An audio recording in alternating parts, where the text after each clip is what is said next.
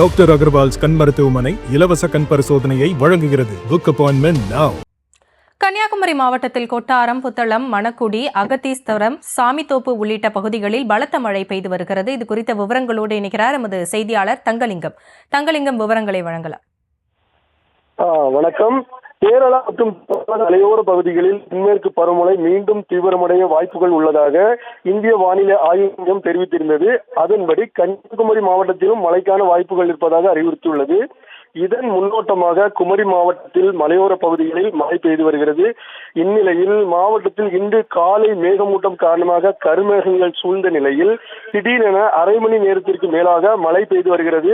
குறிப்பாக கொட்டாரம், கன்னியாகுமரி, பொற்றையடி, மணக்குடி, மணவாளபுரம், அகஸ்தீஸ்வரம், புத்தளம், சுவாமிதோப்பு பகுதிகளிலும் மழை பெய்து வருகிறது. மாவட்டத்தில் குளிர்ச்சியான சூழ்நிலை நிலவி வருவதால் பொதுமக்கள் மகிழ்ச்சி அடைந்துள்ளனர்.